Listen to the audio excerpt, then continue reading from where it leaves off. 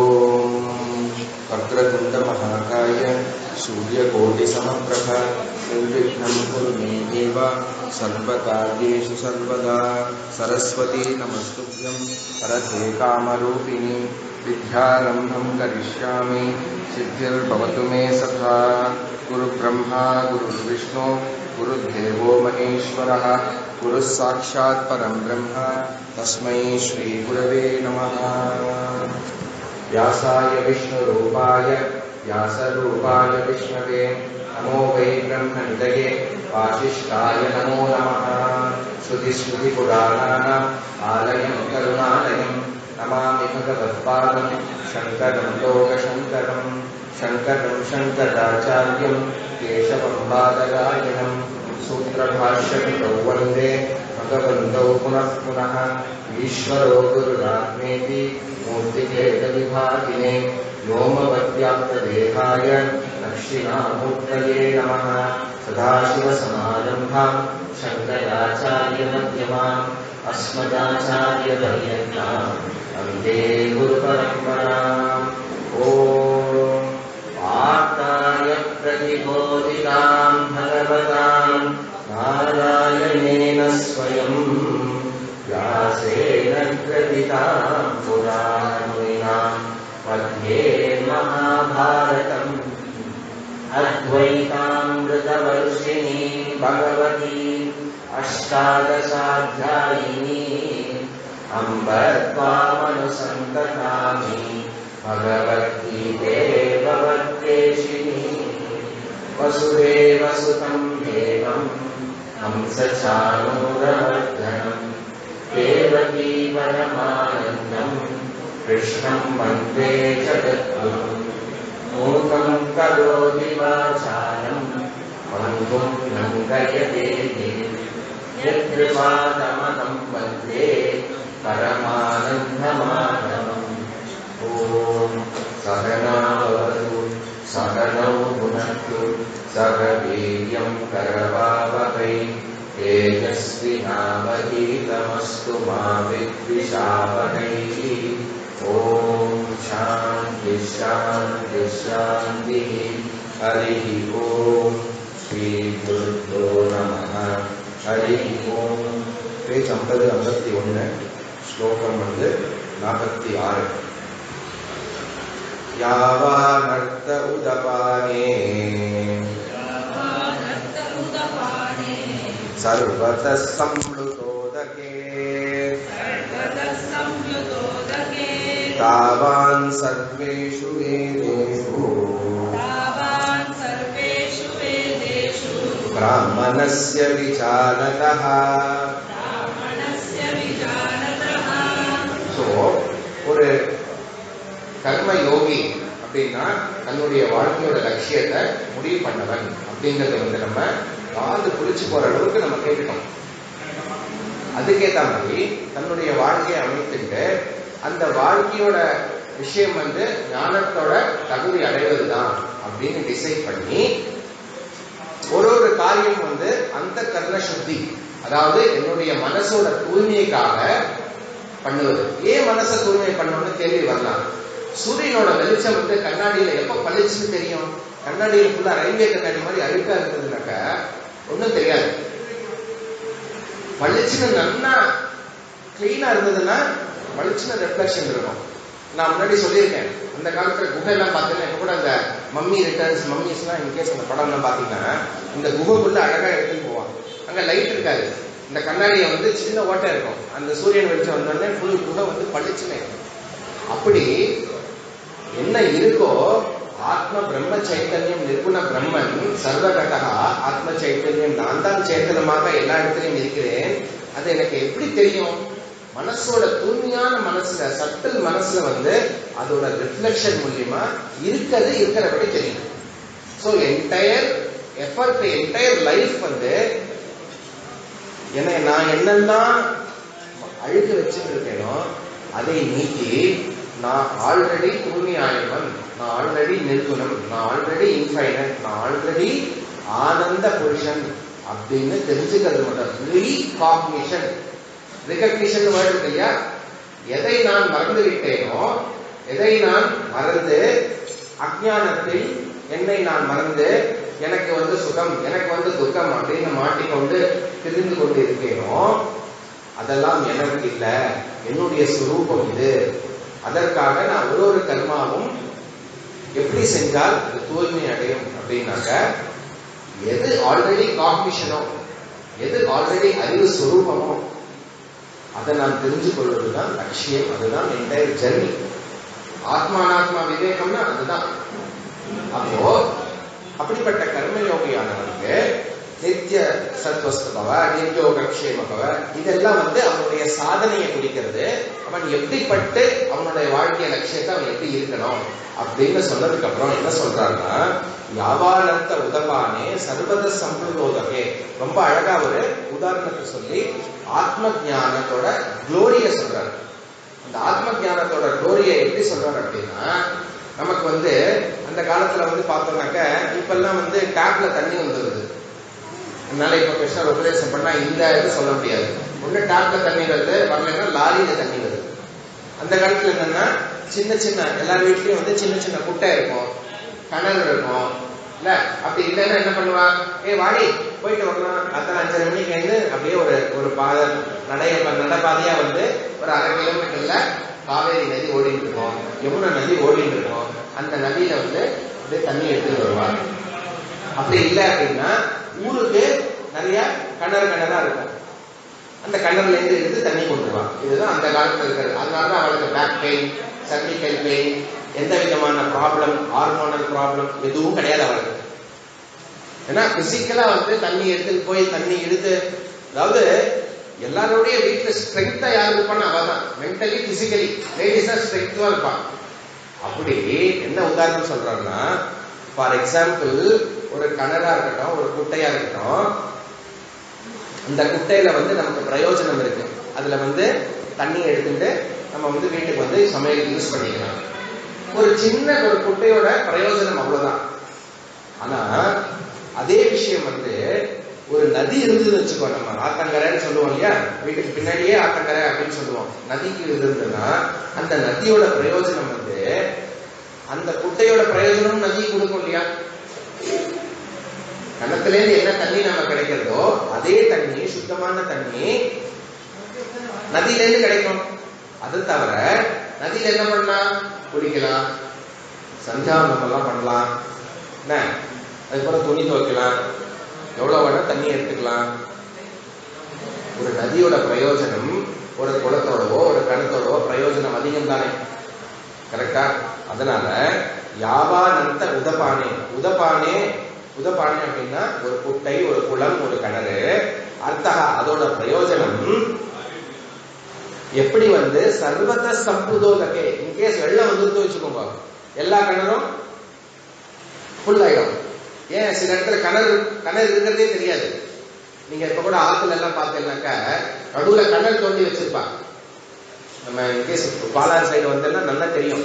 பாலாறுல நடு ஆத்துல கிணறு இருக்கும்.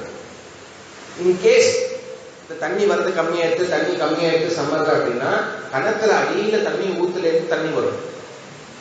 அப்போ அந்த கிணத்துல இருந்து நான் தண்ணி எடுத்து அனுபவிச்சேனே, உதபானே அர்த்தகா அதோட பிரயோஜனம் எப்படிப்பட்டதா இருக்கும். இன்கேஸ் என்டையர் வெள்ளம் நம்ம வரதா மாதிரி 300 புயல் வந்தது, பெருசா எல்லா இடத்துலயும் தண்ணி வந்தது, அது மாதிரி ஃபுல் நதி முழுக்க ஃபுல்லா தண்ணி போய் அந்த கிணறு ரொம்ப இருக்குன்னா அந்த கிணறு இருக்கிறதே தெரியாது.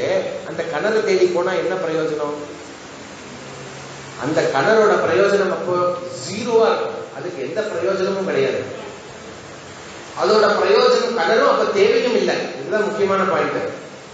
ஆத்துல ஃபுல்லா தண்ணி ஓடுறது, கிணத்தையே மூடி கிணறே தெரியாத அளவுக்கு தண்ணி போச்சுன்னா அந்த கிணறு தான் நான் தண்ணி எடுப்பேன்னா என்ன அர்த்தம்? கிணறோட பிரயோஜனம் நதிக்கே கிடைக்கிறது நமக்கு. அப்படிப்பட்டவன் தாவான் சர்வேஷு வேதேஷு பிராமணஸ்ய விசாரதா என்ன சொல்றான்னா, நீ லட்சியத்தை முடிவு பண்ணாம அர்த்தத்தையும் காமத்தையும் நாடி போறியே, அதுல கிடைக்கக்கூடிய சுகம், அதுல கிடைக்கக்கூடிய சந்தோஷம், அதுல கிடைக்கக்கூடிய இன்பமானது உன்னோட லட்சியம் மோட்சம் அந்த மோட்சம் என்ன சொல்றது? நீ யாரு அப்படின்னா நீதான் ஆனந்த ஸ்வரூபம். ஆனந்தோ பிரம்மே திவ்யஜானாத் ஆனந்தாத்யேவ கல்பிமானி பூதானி ஜாயந்தே ஆனந்தே நச்சாதானி ஜீவந்தி. தைத்திரேய உபனிஷத்து என்ன சொல்றதுன்னா நீதான் அந்த ஆனந்த ஸ்வரூபம். உன்னுடைய ஆனந்தம் தான் எல்லா இடத்திலிருந்தும் படக்கூடிய ஆனந்தமாக இருக்கிறது. சோ என்னுடைய மனசு என்னுடைய இந்திரியத்து மூலியமா ஒரு ஐஸ்கிரீம் சாப்பிட்டேன்னா சூப்பரா இருக்கு, கேரட் அல்வா சூப்பரா இருக்கு அப்படின்னு நான் எக்ஸ்பீரியன்ஸ் பண்ணேன் அப்படின்னா என்னோட மனசு இந்திரியத்து மூலியமா டேஸ்ட் மூலியமா அந்த சுகத்தை அனுபவிக்கிறது. நான் யஜ்ஞ யாகெல்லாம் பண்ணி ஒரு லோகம் சொர்க்கலோகம் பிரம்மலோகம் போனேன் அப்படின்னா அந்த லோகத்துல இருக்கிற அந்த சரீரத்துல இருக்கிற அங்க இருக்கிற சுக சௌகரியம்லாம் நான் அனுபவிக்கிறேன். ஐஸ்கிரீம் சுகத்திலேருந்து ஆரம்பிச்சு பிரம்மலோகம் பிரம்ம பதவி, இன்கேஸ் நாராயணர் நாளையில இருந்து நீதான்ப்பா பிரம்மா, சதுர்முக பிரம்மா நீ, அவர் ரிட்டையர்மெண்ட்ல போறார், நீதான் அந்த பிரம்மா அப்படின்னு சொன்னா கூட அந்த பிரம்மானந்தம் இருக்கு இல்லையா, பிரம்மாவோட பதவியோட ஆனந்தம் இருக்கு இல்லையா, அந்த ஆனந்தம் ஆல்சோ சாஸ்திரம் என்ன சொல்றதுன்னா விஷயானந்தம். விஷயானந்தம் அப்படின்னா பிரம்ம பதவினால ஏற்பட்ட ஆனந்தம், பிரம்ம பதவிங்கிறது விஷயமாகிறது, அதுலேருந்து ஏற்பட்ட ஆனந்தம் பிரம்ம பதவினால இருக்கிற ஆனந்தம். ஐஸ்கிரீம் ஒரு விஷயம் இருக்கு, அதை நான் சாப்பிட்டு அதுலேருந்து ஏற்படக்கூடிய சுகம் விஷயானந்தம். ஐஸ்கிரீமோட சுகம் எவ்வளவு நேரம் இருக்கும்? போன மாசம் ஐஸ்கிரீம் சாப்பிட்டேன் கல்யாணத்துல, இப்ப கூட சூப்பரா இருக்குன்னு அந்த அதே ஆனந்தம் எக்ஸ்பீரியன்ஸ் இப்பவும் இருக்கா? அந்த 2 மணி நேரத்தோட போயிடுது. அதே மாதிரி அவருக்கு ஒரு 100 வயசு பிரம்மாஜிக்கும். பிரம்மாஜிக்கு ஆயுஷ் எவ்வளோ? 100 வயசு. நம்ம கேலண்டர் அவங்க கேலண்டர் வேற. அவருக்கு 45 லட்சம் வருஷம். அப்படி என்டையர் பிரளயம் மட்டும், சிருஷ்டி பிரளயம் மட்டும் அவரோட ஆயுஷ். அதுக்கப்புறம் அவரும் அடுத்த பிரம்மாஜி வருவார். இது சாஸ்திரமே சொல்லுது. அப்போ எந்த ஒரு ஆனந்தம் விஷயானந்தம் ஒரு காலத்துல இருந்து இன்னொரு காலத்துல இல்லாம போகிறதோ அதற்கு பேரு விஷயானந்தம். அது டெம்பரரி ஆனந்தம். ஆனா நீ விவசாயாத்மிகா புத்தி, உன்னை பத்தின ஞானம் ஆத்மானந்தம் எப்படிப்பட்டது? ஆத்மானந்தம்னா என்ன? நான் ஆத்மான்னு தெரிஞ்சுக்கிறது மூலியமா ஏற்படுற ஆனந்தம் இருக்கே, அது ஞானானந்தம், அது ஆத்மானந்தம். அதையேதான் நம்ம பிரம்மானந்தம்னு சொல்றோம். நீதான் அந்த ஆனந்த ஸ்வரூபம். எப்படி கல்கண்டுக்கு தன்னுடைய ஸ்வரூபம் தித்திப்போ இனிப்போ, உன்னுடைய ஸ்வரூபம் உபனிஷத் சொல்றது ஆனந்தம். அதுவும் எப்படிப்பட்ட ஆனந்தம்? நித்யானந்தம், பரமானந்தம், இன்பம், பேரின்பம் சொல்றோம் இல்லையா, எந்த காலத்திலையும் இல்லாமல் போவதில்லை. சரி, இப்ப ஒரே ஒரு கொஸ்டின் கேட்கிறேன். கல்கண்டுக்கு காத்தால திதிக்குமா, சாயந்தரம் திதிக்குமா, ராத்திரி திதிக்குமா? நேற்றுக்கு திதிக்கும். நேற்றுக்கு திதிக்கா இருந்து இன்னைக்கு திதிக்காம போகுமா? நாளைக்கு திதிக்காம இருக்குமா? எப்படி இருக்கும் கல்கண்டு? எப்பவுமே திதிப்பா இருக்கும். எந்த காலத்துல எந்த சூழ்நிலை, சரி அண்டார்டிகால ஃபுல்லா ஃப்ரீஸ் பண்ணிட்டு வச்சுக்கோங்க கல்கண்ட, காரமாயுமா? எப்படி இருக்கும்? திதிப்பா தான் இருக்கும். அது மாதிரி ஆத்மா நித்திய ஆனந்த ஸ்வரூபம். அதுதான் நீ அந்த ஆனந்த ஸ்வரூபத்தை விட்டுட்டு பையன் பொண்ணுகிட்ட இருக்கிற சுகமும், ஆபீஸ்ல இருக்கிற சுகமும், பதவியில இருக்கிற சுகமும், பேருல இருக்கிற சுகமும், புகழ்ல இருக்கிற சுகமும், ஏன் வேதத்தோட கர்ம காண்டத்துல கிடைக்கிற சுகம், அந்த அந்த யஜ்ஞம் பண்ணா எனக்கு சந்தோஷம்.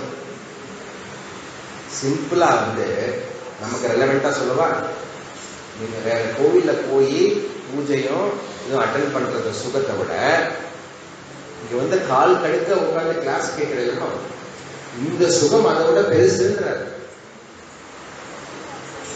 இது பிரம்மானந்தத்துக்கான சுகம். அப்பாது விஷயானந்தம் ரொம்ப டெம்பரரி அப்படின்னு இங்க எம்பசைஸ் எப்படி பண்றார்? எவன் ஒருவன் நான் பிரம்மன் என்று உணர்ந்தானோ அவன் விஜானதா, பிராமணசிய விஜானதா சாவான் சர்வேஷு வேதேஷு, எல்லா விதமான வேதத்துல இருக்கிற கர்ம காண்டத்துல கூடிய சுகம் அவனுக்கு எப்படிப்பட்டதான்? அந்த கணர் போல, ஆத்துல தண்ணி ஃபுல்லா ஓடும்போது அந்த கணத்தோட பிரயோஜனம் எப்படியோ அப்படிப்பட்ட சுகமாக இருக்கிறது. அதாவது பரமார்த்த தத்துவத்தை அறிவது மூலியமா அதிலேருந்து ஏற்படக்கூடிய ஆனந்தம், என்னெல்லாம் ஆனந்தம் நம்ம முன்னாடி எக்ஸ்பீரியன்ஸ் பண்ணியிருக்கோமோ எல்லாமே இந்த பரமானந்தத்தில் அடக்கம். சோ மோட்சம்னு லட்சியம் முடிவு பண்ணிட்டோம்னா, அடடா சுகமா இருந்தேனே அப்பெல்லாம் அப்படின்னு வருத்தப்பட வேண்டாம். அங்க என்ன ஆனந்தம், என்ன ஹாப்பினஸ், என்ன சுகம், என்ன மன திருப்தி நமக்கு ஏற்பட்டதோ அதை விட பல மடங்கு ஆனந்தம் நமக்கு நம்மளோட ஞானத்து மூலியமா ஏற்படும். அதுவும் அந்த ஆனந்தம் ஒரு நாள் இருந்து இன்னொரு நாள் போயிடுது. இது எப்பவுமே கண்டினியூஸா இருக்கக்கூடிய ஆனந்தம். எப்படியா, எப்படி வந்து நதியோட பிரயோஜனம், நதிக்கிட்டேருந்து கிடைக்கக்கூடிய பிரயோஜனம் வந்து கணத்திலேருந்து கொடுக்க பிரயோஜனம் எவ்வளவு அதிகமா இருக்கோ, ஒரு குட்டையோடிலேருந்து கிடைக்கக்கூடிய பிரயோஜனம் எவ்வளவு வந்து எவ்வளவு எக்ஸிக்யூட்டா அது தெரியுமோ அப்படிப்பட்ட விஷயமாக யாவானந்த உதப்பானே சர்வத சம்பிருதோதகே தாவான் சர்வேஷு வேதேஷு பிராமணஸ்ய விஜானதா. இங்க பிராமணா அப்படின்னா விவேகி. சக்கர் என்ன சொல்றார்? சன்னியாசி அப்படின்றார். சன்னியாசினாக்க காஷாயம் ஈஸியா அப்படிதான் புரியும். என்ன சன்னியாசினா திரைகுண்ய விஷயம், நிஸ்திரைகுண்யம், இந்த உலக ரீதியா இருக்கிற இன்பத்திலிருந்து வெளிப்பட்டவன், தன் மனசு இந்திரியம் என்று அட்ராக்ட் ஆகி போகிறதோ அதை தன்னோட கண்ட்ரோல்ல வைத்துக் கொண்டு தன்னுடைய லட்சியத்தில் மனதை பொருத்தி ஆத்மவான் பவ விவசாயாத்மிகா புத்தி, இதுதான் என்னுடைய லட்சியம், ஆத்மா இதுதான், அனாத்மா இதுதான், அந்த விவேகி அவன் குண பிராமணன்.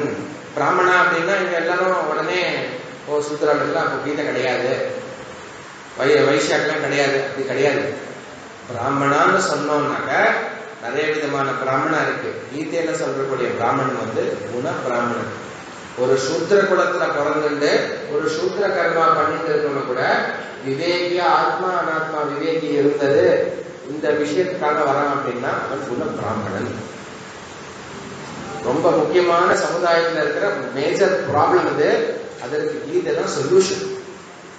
4வது அத்தியாயத்தில் சொல்ல போறாரு, சாதுர்வர்ணியம் மயா சிருஷ்டுவா குணகர்ம விபாகஷா அப்படிங்கிறார். குணத்தினால மட்டுமே தான் ஒருவன் பிராமணனா சூத்திரனா அப்படிங்கிறது வந்து முடிவு பண்றது. கர்மத்தினால ஏற்றத்தாழ்வு கிடையாது. குலத்து ஜாதி பிறந்ததுனால ஏற்றத்தாழ்வு கிடையவே கிடையாது. ஆனா அவளோட கர்மம் சம்ஸ்காரத்தினால அவளோட குணம் வேறுபடுறது. இந்த சத்துவ ரஜஸ் தமஸ் சொன்னேன் இல்லையா, அதோட ப்ரப்போர்ஷன், அதோட சேர்க்கை வந்து ஒருத்தரோட குணத்தை நிர்ணயம் பண்றது. அதனால சில பேர் வந்து சில இடத்துல வந்து அந்த மாமி இருக்காளே அப்படி 20 பேருக்கு அப்படியே சமைச்சிருவா, ராஜசீகமா அதிகமா இருக்கு. இந்த மாமியால முடியவே முடியல, உட்கார்ந்தாங்க உட்கார்ந்தபடிதான், தாமசீகமா பிரதானமா இருக்கு. ஒவ்வொருத்தரோட குணம் வந்து அங்கதான் வேற்றுமையை தவிர இந்த வேற்றுமையானது பிறப்பினாலேயோ கர்மத்தினாலேயோ கிடையவே கிடையாது. நாளைக்கு சலூன் கடைக்கு இன்கேஸ் நம்ம போனோம், ஷேவ் பண்ணிக்கலாம் போனோம் அப்படின்னா அவனை கீழ்த்தனமா பார்க்க கூடாது. அவனும் நானும் ஒண்ணு. இன்கேஸ் அவன் வந்து ஏதாவது கிளாஸ் கேட்டு இல்ல அவன் ஜபம் பண்ணிட்டு நம்மளோட அதிகமா பண்ணிட்டான்னா அவன் பிராமணன். அவன் பஜனைக்கெல்லாம் போய் இதெல்லாம் பண்றான்னா அவன் பிராமணன்.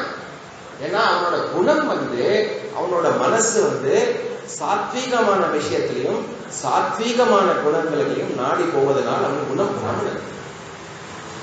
அப்போ பிராமணஸ்ய விசாரத்தான எவன் பிரம்மத்தை அறிந்து கொள்கிறானோ, எவன் பிரம்மத்தை அறிந்து கொள்வதற்காக பயிற்சி செய்கிறானோ, அவன் வாழ்க்கை முறையை எவன் அதற்காகவே பயன்படுத்துகிறானோ, அவன் எந்த குலத்தில் பிறந்தாலும் எந்த கர்மத்தை செய்தாலும் அவன் குண பிராமணன். வியாத கீதன் இருக்கு. என்ன கீதை? யாத கீதை. யாதன்னா யாரு? அந்த சண்டை ஆச்சுன்னா அந்த புளிய இதுல வெட்டுவான்ல, மாமிசத்தை வெட்டுவான்ல, அவன் உபதேசம் பண்ணின ஒரு கீதை இருக்கு. அவன் குண பிராமணன். என்னது மாம்சத்தை வெட்டிட்டு இருக்கான், மாம்சத்தை வித்துட்டு இருக்கான்? அந்த கர்மாவை நம்ம பார்க்க போறோம் கர்மன் அடுத்த ஸ்லோகத்துல. அவன் குண பிராமணன். ஏன்னா அவனுக்கு அந்த விவேகமானது பிரம்ம ஞானமானது பளிச்சுன்னு இருக்கவன். அதனால அவன் குணத்துல சிறந்தவனால குண பிராமணன். அப்போ இந்த இடத்துல பிராமணஸ்ய விஜானதா தாவான் சர்வேஷு வேதேஷு, வேத காண்டத்தில் கர்ம காண்டத்தில் என்னெல்லாம் உனக்கு மீன்ஸ் எண்ட்ஸ், இதுதான் சாதனை, இதுதான் சாத்தியம், இதை பண்ணால் இதை அடைய வேண்டும், அந்த பிரயோஜனத்துக்கெல்லாம் ஒரு பெரிய அப்பா இருக்கிறார், ஃபாதர். அவர் யாருன்னா அந்த பிரயோஜனத்தை எல்லாம் சேர்த்து கொடுக்கக்கூடிய பிரம்ம ஞானம், ஆத்ம ஞானம், ஆத்மானந்தம், அது எல்லாத்தோட சிறந்தது. அதனால அந்த பிரம்ம ஞானிக்கு அந்த சினிமாவுக்கு போய் அனுபவிக்கிற சுகம் எப்படிப்பட்டதா இருக்கும்? ரொம்ப இன்சிக்னிஃபிகண்டா இருக்கும். அவன் தன்னிடத்திலேயே அதை விட சுகத்தை அனுபவித்துக் கொண்டிருக்கிறானே, இந்த சுகம் எப்படிப்பட்டதா இருக்கும்? எக்ஸ்ட்ரீம்லி இன்சிக்னிஃபிகண்டா இருக்கும். அதுதான் இங்க கர்மயோகத்தோட விஷயத்தை சொல்றதுக்கு முன்னாடி எப்படிப்பட்ட மோட்ச புருஷார்த்தம் நம்ம கிடைச்சிருக்கு, அந்த லட்சியம் எப்படிப்பட்டதுன்னு இந்த ஸ்லோகத்தை கன்க்ளூட் பண்ணி கர்மயோகத்துக்குள்ள லேண்ட் பண்றாரு. கர்மன் ஏவாதிகாரஸ்தே மா பலேஷு கதாச்சன மா கர்ம பலஹேதுர்பூ மாதே சங்கோஸ்த்வ கர்மணி. ஹே அர்ஜுனா, கர்மத்தை நன்கு செய், கர்ம பலனில் பற்று வைக்காதே. கர்ம பலத்தில் உனக்கு எந்த விதமான கண்ட்ரோல் கிடையாது. அதனால் அகர்மத்தை நாடி செல்லாதே. கர்மத்தை செய், பலனை எதிர்பார்க்காதே. கேட்டிருப்போமா? கர்மத்தை செய்யறதுக்கு மூலியமா பலனை எதிர்பார்க்காம ஒரு கர்மத்தையும் செய்ய முடியாது. இம்பாசிபிள். சொல்லுங்க, பலன் எதிர்பார்க்காம எப்படி கர்மத்தை செய்ய முடியும்? இம்பாசிபிள். பலனை எதிர்பார்க்காம எந்த கர்மாவையும் செய்ய முடியாது. ஃபேக்ட். அப்போ கர்மன் ஏவாதிகாரஸ்தே, கர்மத்தில் உனக்கு கர்மத்தை செய்வது மட்டுமே உனக்கு அதிகாரம் உள்ளது. அதிகாரம் அப்படின்னா இந்த இடத்துல என்ன அர்த்தம்? சாய்ஸ் அர்த்தம். 84 லட்சம் ஜீவராசி இருக்கும்போது மனுஷனுக்கு மட்டும் என்ன கொடுத்திருக்கு? புத்தி அதிகோ விசேஷத்தா. மனுஸ்மிருதியோட ஸ்லோகம். ஆகார நித்யா பயம் மைது நஞ்ச. ஆகார நித்ரா இன்வர்த்தி பண்ணுவது எல்லாமே எல்லா ஜந்துக்களுக்கும் சமம். மனுஷனுக்கு மட்டும் விவேகம், புத்தி அதிகோ விசேஷத்தா. மனுஷனுக்கு மட்டும் விவேக சக்தி உண்டு. அது பேர் தான் ஃப்ரீ வில் பேர். எல்லாரும் இப்ப கை தட்டுங்க. சில பேர் கை தட்டினோம், சில பேர் எதுக்கு இப்ப கை தட்ட சொல்றாரு அப்படின்னு யோசிச்சோம். சில பேர் லேட்டா தட்டினோம். கர்த்தும் அந்யதா கர்த்தும் அகர்த்தும். செய்யலாம், செய்யாம இருக்கலாம், மாத்தி செய்யலாம். கரெக்ட்? அந்த கர்மத்துக்கு மட்டும்தான் உனக்கு அதிகாரம் இருக்கிறது அப்படின்னு ஃபர்ஸ்ட் டிக்ளரேஷன். உன்னோட ஆக்ஷனுக்கு மட்டும்தான் நீ ரெஸ்பான்சிபிள். நீ என்ன செய்யணுமோ அதை மட்டும் நீ செய். மா பலேஷு கதாச்சன. இந்த மாதிரி பலன் வேணும், அந்த பலனுக்காக நீ செய்யாத. நியாயமா இருக்காது? குழந்தைய வளர்க்கறேன்னு பையனை பிறந்து பெற்று வளர்த்து வயிறு புண்ணாய் பிறந்ததுலேருந்து அதுக்கப்புறம் என்னெல்லாம் பிரச்சனை இந்த இன்ஜெக்ஷனை வேற போட்டு விட்டுருவோம் பின்னாடி. இந்த தாயானவர் கை காலு அப்படியே 50 வயசானா கூட அவன் அனுபவிப்போம் இந்த வழிய. அவன் என்னடா பெரியவனாயி okay bye and going to யூஎஸ்மா அப்படின்னு போயிடுவான். அங்கேருந்து பணத்தை மட்டும் அனுப்புவான். அந்த அம்மா என்ன நினைக்கும்? படுத்து வெளத்தேனே, நான் பார்த்துக்கிறேன் கடைசி காலத்துல. அது உன் கையில இல்ல அப்படிங்கிறாரு கிருஷ்ணர். உன்னோட டியூட்டி பெற்று வளர்ப்பது மட்டுமே. அவன் என்ன செய்கிறானோ அது உன் கையில இல்ல. பலனில் பலனோட எவ்வளவு பலன் வரணுங்கிறது உன் கையில இல்லைங்கிறது. அதனால என்ன, சரி பலன் தான் என்கிட்ட இல்லையே, நான் நினைச்சது நடக்குமோ நடக்காதோ, நான் எதுவும் செய்யாம இருந்துடுறேனே அப்படின்னு ஈஸியா தோணும். மாதே சங்கோஸ்துவ அகர்மணி. அதனால அகர்மத்தில் நீ பற்று கொள்ளாதே. அதனால நான் எது செய்யாம இருக்கேன்னு செய்யாதே. நம்ம என்ன சொன்னோம்? கர்மத்தை செய்யறதுக்கு சாய்ஸ் இருக்குன்னு சொன்னோம். கர்ம பலத்துல நம்மளோட சாய்ஸ் கிடையாதுன்னு சொன்னோம். அதே மாதிரி கர்மத்தினோட சாய்ஸ் இல்லாததுனால பலன் நமக்கு எதிர்பார்த்து வரும் வராது. அதனால அகர்மம் செய்யாத அப்படின்னு சொன்னோம். அதுக்கப்புறம் என்ன சொல்றார்? மா கர்ம பலஹேதுர்பூ. கர்மத்தை செய்வது நீதான் அந்த கர்மத்தை செய்கிற, உன்னாலதான் அந்த பலன் வந்திருக்கு அப்படின்னு எண்ணத்தை நீ செய்யாத. அந்த எண்ணத்தை மூலியமா நீ செய்யாத. நான் செய்யறேன், நான் செஞ்சதுனால தான் இது நடந்திருக்கு அப்படின்னு கர்ம பலத்துக்கு ஹேத்துவாக மனசில் பொருத்தி கொண்டு நீ செய்யாத. கர்ம பலன் நீ செய்வதனால் மட்டுமே கிடைப்பதில்லை. நல்லா புரிஞ்சுக்கணும். வெரி வெரி இம்பார்ட்டன்ட் ஸ்லோகம் இது. நிறைய கேட்டிருக்கோம் இதை பத்தி. நம்மளோட கர்மா என்ன இருக்கிறதோ, எதெல்லாம் நமக்கு பிடிச்சிருக்கோ அதை நாடி நம்ம மேக்சிமம் ட்ரை பண்ணுவோம். எதெல்லாம் நமக்கு பிடிக்கிறியோ அதை அவாய்ட் பண்ணுவோம். எதெல்லாம் பிடிச்சிருக்கோ அதை திருப்பி திருப்பி செய்வது மூலியமா நம்ம என்ன எதிர்பார்க்கிறோமோ அதைப்படி நடக்கும் அப்படின்னு செய்யறோம். அதற்கு பேரு ராகம், துவேஷம், பற்று, லைக் டிஸ்லைக். அதன் அடிப்படையில் கர்மத்தை செய்யாதே. ஃபர்ஸ்ட் கர்மத்தை எப்படி செய்யணுமா? நான் என்ன செய்ய வேண்டுமோ அதை செய்வது நன்கு செய்யும். உனக்கு பிடிச்சிருக்கோ பிடிக்கலையோ அந்த கர்மத்தை செய்வது கரெக்ட் அப்படிங்கிற அந்த கர்மத்தை செய்வது எது எனக்கு கர்மமோ அதை செய்வதற்கு உனக்கு கர்மத்தை அதிகாரம் கொடுக்கப்பட்டிருக்கு இல்லையா? எந்த கர்மம் செய்யணுங்கிற சாய்ஸ் அதற்கு உபயோகப்படுது. அதர்மத்தை செய்வதற்கோ இல்ல இன்னொருத்தரை ஹிம்சை பண்ணுவதற்கோ அந்த சாய்ஸை நீ பயன்படுத்தாதே. நீ உன்னுடைய தர்மம் எதுவோ அதை நன்கு செய்வதற்கு உனக்கு சாய்ஸ் கொடுக்கப்பட்டிருக்கு. அது உனக்கு தெரியலனாலும் பரவாயில்ல, தப்பு தப்பா பண்ணாலும் பரவாயில்ல, அதை நீ செய்யி அப்படின்னு ஃபர்ஸ்ட் சொல்றாரு. அதுக்கப்புறம் மா பலேஷு கதாச்சன, பலனில் இந்த பலன் எனக்கு வந்துரும் அப்படின்னு நினைச்சிட்டு நீ செய்யாத. பலன் அன்பிரடிக்டபிள். என்ன அடுத்த நேரம் அடுத்த க்ஷணம் என்ன நடக்கிறதுன்னு நமக்கு தெரியாது. கரெக்ட்? அப்படி இருக்கும்போது நிஜமா சொல்றேன், யாராவது சொல்லுங்களேன், நெக்ஸ்ட் உங்களுக்கு வரக்கூடிய தாட் என்ன? நெக்ஸ்ட் தாட் உங்களுக்கு வருது இல்லையா, அது என்னன்னு சொல்லுங்க பார்க்கலாம். அடுத்த எண்ணம் உங்களுக்கு என்ன ஏற்படும்? எனக்கு தெரியும், இங்கேருந்து ஏந்து ஓடி போற மாதிரி எனக்கு என்ன ஏற்படுது அப்படின்னு சொல்லக்கூடாது.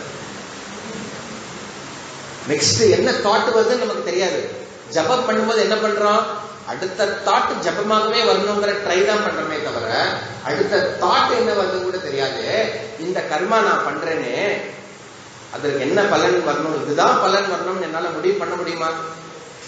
I am not the author of the result of karma. I am only author of karma. என்னால கர்மத்தை எவ்வளோ என்னால முடியுமோ கரெக்டா செய்ய முடியுமே தவிர கர்ம பலத்துக்காக என் சைடுல இருந்து என்னோட போர்ஷன் மட்டும் கான்ட்ரிபியூட் பண்ண முடியும். இங்க கிளாஸ் நடக்கணும், கரெக்ட்? முதல்ல என்ன ஆகணும்? நம்ம எல்லாம் வரணும், வந்தாதான் கிளாஸ் நடக்கும். வருவது ஒரு கர்மம், கரெக்ட்? அதுக்கப்புறம் என்ன எதிர்பார்ப்பு? கிளாஸ் நடக்குங்கிற எதிர்பார்ப்பு. அதுக்கப்புறம் நான் வந்தாகணும், நான் வரணும், கிளாஸ் எடுக்கணும். சோ என்னுடைய எஃபர்ட் இருக்கு, கரெக்ட்? ரிசல்ட் என்னவா இருக்கும்? கிளாஸ் நடக்கும், நடக்காம போகலாம், கரெக்டா? அப்போ என்னுடைய எஃபர்ட் நான் பண்றேன் இல்லையா கர்மா, என்ன ரிசல்ட்டை நான் எதிர்பார்க்கிறேனோ அதற்கு என்னுடைய போர்ஷனை நான் மேக்சிமம் என்ன பண்ணிடுமோ பண்ணிடுறேன். நான் என்ன செய்ய வேண்டுமோ அதை நான் 100% பண்ணிடுறேன். அதுக்கு அடுத்த பாட்டு இருக்கு, அந்த கர்மாவோட ரிசல்ட் நம்ம என்ன எதிர்பார்க்கமோ அதுபடி நடக்கணும். கிளாஸ் இங்க நடக்கணும். நடக்காம போகிறதுக்கு வாய்ப்பு இருக்கு. ஏன்னா கரண்ட் இருக்கணும், மழை கொட்டக்கூடாது, இங்கெல்லாம் சூழ்நிலை நல்லா இருக்கணும், எல்லா விதமான வெளி சூழ்நிலைலாம் இருக்கு. அதெல்லாம் நம்ம கண்ட்ரோல்ல இருக்கா? கிடையாது. ஆபீஸ்க்கு போறோம், அந்த நாள் நல்லபடியா எல்லா வேலையும் நடக்கணும், எல்லாம் நம்ம பண்ணிடுறோம். கடைசியா அந்த ரிசல்ட் வரல அப்படின்னா செக் பண்ணி பார்க்கறோம். நம்ம நான் எல்லாம் பண்ணிட்டேனா, எல்லாமே பண்ணிட்டேனே, ஆனா ஏன் நான் நினைச்ச மாதிரி வரல அப்படின்னு யோசிச்சது உண்டா இல்லையா? இன்னைக்கு சாம்பார் இந்த டேஸ்ட்டுக்கு வந்தாகணும் அப்படின்னு எல்லாத்தையும் நான் பண்றேன், செம்ம திட்டு விடும் அன்னைக்குன்னு பார்த்து, என்னடி சாம்பார் பண்ணிருக்க. சில பேர் அப்படி சொல்லுவா, டைரக்டா திட்டுவா. சில பேர் என்ன பண்ணுவா, சூப்பர் ரசம் இருக்கு, நல்லா இருந்தது ரசம், நல்லா சாப்பிட்டேன் நான். அப்ப எப்படி நான் பண்ணது சாம்பார், அது ரசமா வந்திருக்கு. புரியுதா? அப்போ நம்மளுடைய கர்மத்தை பலன் கொடுக்கிறது நம்ம கையில இல்லை. ஏன்னா நம்ம நிறைய ஜென்மால பூர்வ கர்மா இருக்கு. ஒரு பலனானது ஏற்படணும் அப்படின்னா இந்த கர்மால மட்டும் இல்ல, அந்த கர்மத்தோட ரிசல்ட் பூர்வ கர்மாலையும் டிபெண்ட், அதுக்கப்புறம் வெளியில இருக்கிற சூழ்நிலையில டிபெண்ட், வெளியில இருக்கிற மக்கள்கிட்டையும் டிபெண்ட். அதனால நம்மளோட லிமிடேஷன் எங்க இருக்குன்னா, இந்த கர்ம பலன் இப்படிதான் நடக்குமா, இதுக்கு மாறியும் நடக்குமா அப்படிங்கறத நம்மளால சொல்ல முடியாது. ஒத்துக்கலாம் இல்லையா? அதனால மா பலேஷு கதாச்சன, என் நேரமும் இந்த பலன் வந்துவிடும் அப்படின்னு நினைக்காத. அப்புறம் மா கர்ம பலனேதுர் பூஹு, நீ செய்யக்கூடிய கர்மம் அந்த பலனுக்காக மட்டுமே செய்யாத. கர்மயோகத்துக்கான முக்கியமான ஸ்லோகம் அது. நீ செய்யக்கூடிய கர்மம் அந்த கர்ம பலத்துக்காக மட்டுமே செய்யாத. உன்னுடைய லட்சியம் விவசாயாத்மிகா புத்தி. இந்த கர்மம் என்ன பலன் வந்தாலும், இன்கேஸ் எதிர்பார்க்காத பலன் ஏற்பட்டா கூட, நம்ம கர்மம் எதுக்காக பண்றோம்? அந்த கர்ம சுத்திக்காக பண்றோம். நம்ம எவ்வளவு பண்ணோமோ சொல்பமோக்கிய தர்மஸ்ய அப்படின்றது, நான் எவ்வளவு பண்றேனோ, எந்த அளவுக்கு நான் கர்மா பண்றேனோ, எந்த அளவுக்கு என்னுடைய பாவனையை நான் வச்சு பண்றேனோ, அந்த கர்ம சுத்திக்காக அவ்வளோ உனக்கு கிடைக்கும்ன்றது.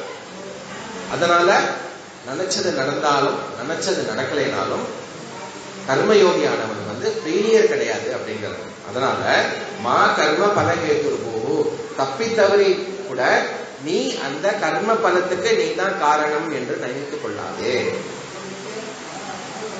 சோ நம்மளுடைய ஸ்ட்ரென்த், ஒரு கர்மயோகியோட ஸ்ட்ரென்த் எங்க இருக்குனாக்க, கர்மத்தை நன்கு ஆட்கொண்டு என்ன ரிசல்ட் வந்தாலும் அதை ஏற்றுக்கொள்வது அப்படின்னு நீங்க எம்பசைஸ் பண்ற. அப்போ கர்மத்தை செய்வதனால் என்ன பலனை எதிர்பார்க்காம செய்யுங்கள் அப்படிங்கிறது 50. இன்கேஸ் முன்னாடி எங்கேயாவது கேட்டு இல்ல புக்கில் எங்கேயாவது படிச்சுட்டு இல்லைன்னா இதை டெலீட் பண்ணிடுவோம். கிருஷ்ணர் அதை சொல்லல, ஏன்னா அது பண்ணவே முடியாது. கர்ம பலத்தை எதிர்பார்த்துதான் நம்ம பண்ணணும், எதிர்பார்க்காம எதுவும் பண்ண முடியாது. இங்கேருந்து எழுந்து வீட்டுக்கு போகணுங்கிறது உங்களோட எதிர்பார்ப்பு. ஒரு 5 நிமிஷத்துல கிளாஸ் முடிச்சுருவாருங்கிறது எதிர்பார்ப்பு.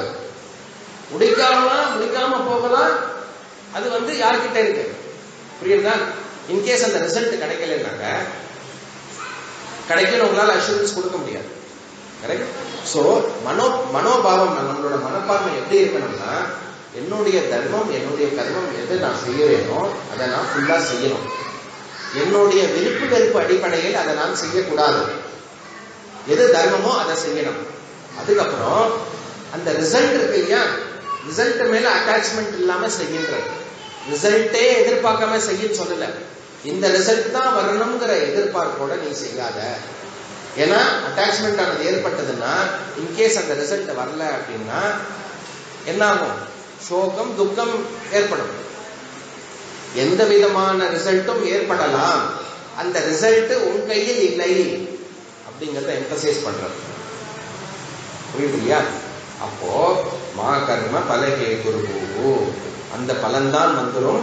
அந்த பலன் உன்னிடத்தில் உன் கண்ட்ரோல்ல இல்ல அப்படின்னு புரிஞ்சுட்டு இந்த கர்மனைய நீ செய்யு அப்படிங்கிறார். அப்போ நான் சொல்ற கொஸ்டின் வரும், அப்போ என்னுடைய கர்மம் நான் செய்யறேனே அந்த பலன் வந்து எப்படி ஏற்படும்? யார்கிட்ட அந்த பலன், யார் கொடுக்குறா அந்த பலன் அப்படின்னாக்க, இந்த போன் எடுத்தேன்னா இந்த போன் இங்க வைக்கிறேன், கரெக்ட்? இங்கேருந்து இங்க வைக்க முடியாது என்னால, கரெக்ட்? அதுக்கப்புறம் ஃபர்ஸ்ட் வந்து இந்த போனை வந்து என்னால தூக்க முடியாது. நான் தூக்கணும்னு நினைச்சேன், தூக்க முடிஞ்சது. வைக்கணும்னு நினைச்சேன், வைக்க முடிஞ்சது, கரெக்ட்? அதுக்கப்புறம் மேலேந்து ஒரு பொருளை நீங்க போட்டேன் அப்படின்னா என்ன ஆகும்? கீழே விடும். சரி, இன்கேஸ் இஸ்ரோல இருந்து உங்களை ஒரு ஸ்பேஸ் ஷிப்ல அனுப்பிச்சு பூமிக்கு வெளியில போய் அதே பொருளை கீழே போட்டா என்ன ஆகும்? கீழே விழுந்துருமா? அந்த இடத்துல என்ன ஆகும்? மேல போகும். அப்போ ஒரு விஷயம் நடக்கிறதுக்கு சில விதிமுறைகள் இருக்கு, ஒரு நியதி இருக்கு. பூமி சுத்திண்டே இருக்கு, டெய்லி சூரியனை சுத்தி வந்துட்டே இருக்கு. யாராவது தள்ளி விடுறாளா? இல்ல யாராவது கொஞ்சம் ஸ்டாப் பண்றாளா? ஜலத்துக்கு ஒரு சுபாவம் இருக்கு, அக்னிக்கு ஒரு சுபாவம் இருக்கு. இது எல்லாம் ஒரு நியதி, ஒரு ரூல், அதுபடி நடந்து கொண்டிருக்கிறது. அந்த லா படி நடக்கிறது.